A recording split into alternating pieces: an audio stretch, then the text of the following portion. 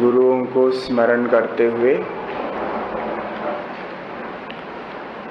दर्शन शास्त्र का एक महत्वपूर्ण विषय है जिस पर हम अभी आगे के 40 दिनों में चर्चा करेंगे।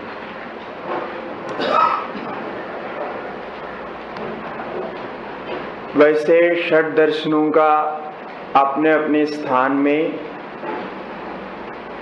उपयोगिता है और देखा जाए तो एक एक दर्शन हमारे आध्यात्मिक जीवन के लिए, आध्यात्मिक साधन के लिए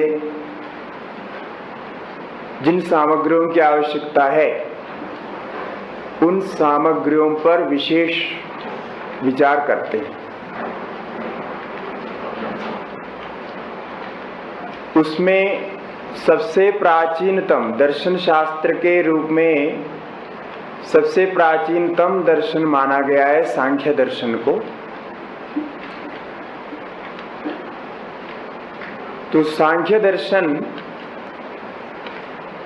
ये प्रकृति और पुरुष दो मौलिक तत्वों को मानकर उसी से संबंधित सृष्टि को बताता है और उस सृष्टि के कारण रूप में संयोग रूप अविद्या को भी मानता है। और दर्शन शास्त्र में सांख्य ही एक ऐसा दर्शन है जो सबसे पहले ये घोषणा किया ज्ञान से ही मुक्ति होती है।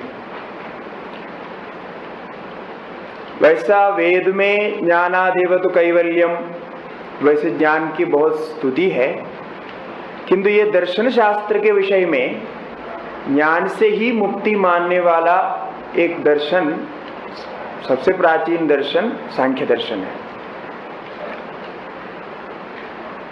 और ये तो हम सभी का अनुभव है कि हम जब साधन में प्रवेश करते हैं या तत्वशास्त्र के बारे में जानने की जिज्ञासा रखते हैं तो सभी तत्ववेत्ता और दर्शन शास्त्री सभी ये कहते हैं कि एक मन ही ऐसी वस्तु है जिसको ठीक से समझने पर या जिसके नियंत्रण करने पर आपके साधन में प्रोन्नति होती है। और ये ऋषि वचन भी आप लोग जानते हैं, मन एव मनुष्याणाम कारणम बंध मोक्षयोः। तो इस मन को कैसे समझें, क्योंकि मन को नियंत्रित करना अथवा मन का लय करना तो मन को ठीक से समझना पड़ेगा। तो कैसे मन काम करता है, विषयों से उसका संपर्क कैसा होता है, और वह मन विषयों से वासनाओं को बनाकर बार बार आपको कुछ करने को कैसे प्रेरित करता है, आप उस मन के कारण कैसे अनेक जन्मों में जाते हैं, ये सभी बात जितने भी सांसारिक बंधन से जुड़ी हुई बातें हैं, आपको विचार करने पर समझ में आएगा कि कहीं ना कहीं मन से ही इसका संबंध है। तो एक साधक होने के नाते मन की इस अवस्था को, मन के इस स्वरूप को भली भांति समझना अत्यावश्यक हो जाता है, क्योंकि अभी हमने कहा कि दर्शन शास्त्र के एक एक विषय में विचार एक एक दर्शन का विशेष है। उसमें जो सृष्टि के प्रक्रिया के संबंध में प्रकृति पुरुष का संबंध बताकर, चेतन जड़ का संबंध बताकर सांख्य योग प्रवृत्त होता है। और ये भी एक मूलभूत जिज्ञासा है, अनादिकाल से चलती आ रही है, अभी भी जारी है, कि एक जगत कैसे बना, ये जगत बनने की प्रक्रिया क्या है, इसका उपादान कारण क्या है, मटेरियल कॉज क्या है, कैसे इसकी परिणति होती है, कैसी इसकी स्थिति होती है, कैसे इसका नाश होता है, ये तो अनादिकाल से जिज्ञासा चल रही है। अभी भी विज्ञान साइंस भी इसके पीछे लगे हुए हैं। तो इस पर सबसे पहला प्रकाश डालने वाला दर्शन है सांख्य।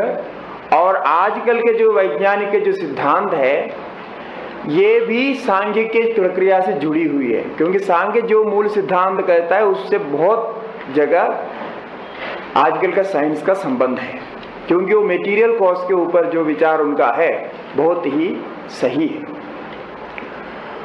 और उससे उसी के उतने जो तत्वशास्त्र है, सारे जो जगत से जुड़ी हुई जो तत्वशास्त्र है, मोक्ष का जो तत्वशास्त्र है, उसको सारे लेकर के उसमें साधन की प्रक्रिया में मन के ऊपर विशेष विचार देना पतंजलि दर्शन का स्थान है।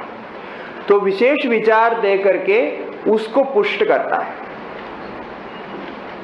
तात्पर्य यह है कि पतंजलि योग दर्शन में फिलोसफी की दृष्टि से, माने तत्वशास्त्र की दृष्टि से, जगत की उत्पत्ति आदि की दृष्टि से, मोक्ष की परम काष्ठा और उसके स्वरूप की दृष्टि से सांख्य शास्त्र ही आधार है। और साधन के विषय में जितनी बातें हैं मन को लेकर के, वह योग दर्शन की अपनी विशेषता है। ये आप आगे सुनते हैं तो समझ में आएगा। और यही योग दर्शन मनश्शास्त्र का हम कह सकते हैं सबसे प्रथम ग्रंथ है। आजकल आधुनिक विज्ञान साइकोलॉजी के ऊपर बहुत विचार किया, बहुत आगे बढ़ा है, किंतु उसका जो चरित्र है, इतिहास है, बहुत संक्षिप्त है, बहुत पीछे का नहीं है उसका इतिहास। किंतु हमारे भारतीय दर्शनों में ये जो योग दर्शन जितने साइकोलॉजी को स्टडी किया, उतना अभी भी आधुनिक दर्शन नहीं पहुंचा है, आधुनिक शास्त्र नहीं पहुंचा है। अभी भी ऐसे पहलू है जहां और स्टडी करने के शेष है। तो हमारे एक प्राचीनतम मनश्शास्त्र के रूप में भी योग दर्शन को समझा जा सकता है। और वो भी विशेष करके जो साधक मुमुक्षु होकर के इस दुख रूप संसार से मुक्ति पाना चाहता है, उसके दृष्टि से बताया गया है। वैसा तो जितने भी प्राणी है सभी दुख से मुक्ति चाहते हैं। दुख से मुक्ति चाहना कोई एक विशेष व्यक्ति का, कोई विशेष अधिकारी का ऐसा नहीं है, ये सभी चाहते हैं, क्योंकि दुख को लेकर के ही विचार होता है। और यहाँ सांख्य दर्शन के तत्वशास्त्र को अनुसरण करने से ही यहाँ आत्यंतिक रूप से द्वैत को सिद्ध करेंगे। मतलब प्रकृति और पुरुष दोनों तत्व नित्य है, अनादि है, ये सिद्ध करेंगे। और वेदांत इससे आगे कहता है, तो वेदांत की स्थिति फिलोसफी की दृष्टि से, तत्वशास्त्र की दृष्टि से एकत्व की बात करती है, तो वहां इसका दोनों का भेद हो जाएगा उस दृष्टि से, तत्वशास्त्र की दृष्टि से। किंतु प्रैक्टिकल जो साधन के मन के संबंध में, उसमें बहुत कुछ विचार किया है। इसलिए हम उसका जो फिलोसफी है, जहां जहां जरूरत पड़ेगा हम थोड़े सूचित करेंगे, किंतु वेदांत के साथ तुलनात्मक दृष्टि से हम नहीं बोलेंगे। हम सांख्य के आधार पर योग दर्शन को उसके अपने ढंग से समझने की प्रयास करेंगे। और इसमें और एक विशेषता यह है, बहुत सारे इसमें सिद्धियों के बारे में, विभूतियों के बारे में वर्णन किया है। वैसा विभूति सिद्धि सुनते ही लोग में ये प्रकार के अद्भुत है, चमत्कार है, मिराकिल है, ऐसा सोचते हैं। किंतु अभी योग दर्शन पढ़ने से आपको समझ में आएगा कि कोई भी चीज मिराकिल नहीं है, कुछ भी मिराकिल नहीं होता है। जिसको हम मिराकिल समझते हैं, अद्भुत समझते हैं, चमत्कार समझते हैं, वो तात्विक रूप से उसका कुछ न कुछ कारण कार्य संबंध होता है। तो इसी दृष्टि से यहां व्याख्या करेंगे कैसे ये मिराकिल्स होता है। मिराकिल्स नहीं है ये नहीं बोल रहा है, किंतु हमारे मिराकिल के समझने की जो बुद्धि है वो सही नहीं है। कोई भी चीज मिराकिल नहीं होता, कोई भी चीज एक्सीडेंट नहीं होता है, अकस्मात नहीं होती है।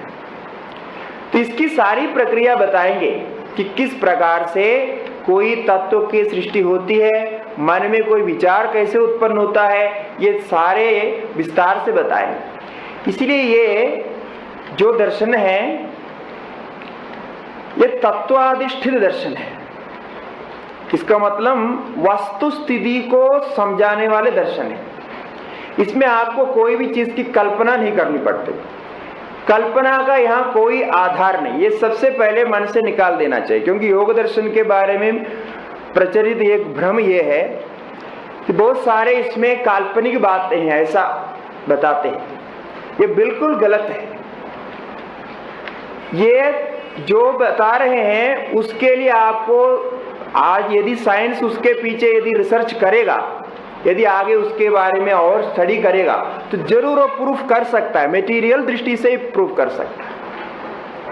ऐसी कोई बात नहीं है केवल काल्पनिक, क्योंकि काल्पनिक बातों का कोई स्थान दर्शन शास्त्र में नहीं है। हमारे जो दर्शन शास्त्र के और दूसरे जो फिलोसफी अन्य जो भी तत्वशास्त्र उसका अंदर यही है।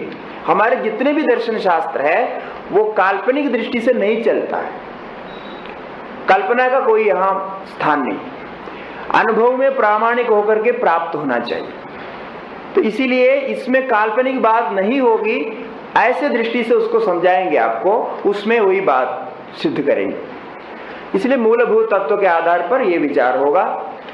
और बीच में हम किस क्रम से इसको पढ़ना के विचार बना रहे हैं इसको भी आपको बता दूं। एक तो ये हम 40 दिन का एक अनुष्ठान जैसा रखा है, तो इसमें ध्यान की बात, मन की बात, समाधि की बात, एकाग्रता की बात यही आने वाली है। तो आपको सुनते ही ऐसे भाव में पहुंचना पड़ेगा, क्योंकि योग दर्शन में जो जैसी बातें बता रहे हैं मन को उस स्तर तक नहीं पहुंचाए बिना आगे नहीं समझ सकता, क्योंकि अभी अभी हमने कहा कोई कल्पना नहीं है, काल्पनिक नहीं होता है। तो उस स्तर तक पहुंचने के लिए कुछ स्टेप्स है, वो स्टेप को आप फॉलो करना पड़ेगा, तब उस स्तर तक मन पहुंचेगा, तब आगे की बात आपको समझ में आएगी। नहीं तो आप इधर बैठ करके ऐसा हो सकता है, ऐसी हो सकती वाली बात नहीं है, होता ही है, तो ये रियलिटी है। तो इसलिए उस दृष्टि से इसका श्रवण करना पड़ेगा। और सूत्र को हम पूरा सूत्र को कवर करेंगे। अब इसमें व्यास भाष्य में जहां जहां हमें चर्चा के विषय है, विशेषता से उसके विचार करने की आवश्यकता है, वहां व्यास भाष्य को लेंगे। पूरे व्यास भाष्य का शब्दार्थ लेना संभव नहीं है, किंतु इसमें कई पूर्व पक्ष भी आए हैं, तो पूर्व पक्षों का खंडन विचार के लिए बहुत सारे उसमें आगे बढ़ता है, समय कम पड़ेगा, इसलिए शब्दार्थ पूरा नहीं करेंगे, व्यास भाष्य का सारांश लेंगे और सूत्र का पूरा उसमें देंगे। अभी आप सुनते हैं समय कुछ ऐसे संशय आ गया, उस संशय का आपको अपने आप विभाजन करना पड़ेगा। कोई ऐसा संशय है जो शब्दार्थ जानने के संशय होगा, एक शब्द समझ में नहीं आया, तो ऐसा संशय होगा तो पूछ सकते हैं, पाठ में ही पूछ सकते हैं, पाठ के अंत में पूछ सकते हैं या शुरू में पूछ सकते हैं। किंतु ऐसा कोई विषय है जिसके ऊपर विस्तार से चर्चा की आवश्यकता है, उसको हम नोट करके रखेंगे। और जिस दिन हमारा अवकाश होगा, क्योंकि जो अष्टमी, प्रतिपदा, पूर्णिमा और अमावस्या, इन दिनों में अवकाश है अध्ययन का, तो उस दिन हम इन प्रश्नों के ऊपर विस्तार से विचार करेंगे। और उस दिन जो विचार होगा वही बहुत महत्वपूर्ण होगा, क्योंकि सब लोग उसमें भाग ले सकेंगे, विचार की दृष्टि से करेंगे। तो यही हम प्रक्रिया सोच रहे हैं इसको चलाने के लिए। और रोज हम 10-10 सूत्र का पाठ करते रहेंगे। मंगलाचरण के बाद शुरू से 10 सूत्र का पाठ करेंगे।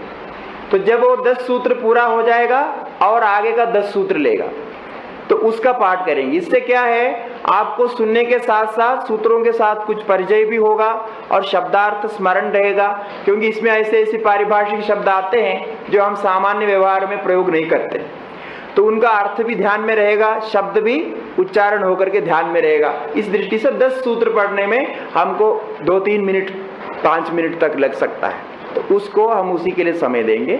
और बाकी हमारे जो सामान्य प्रक्रिया है उस दृष्टि से सरलता से आपको समझाने के प्रयास करेंगे। तो जैसा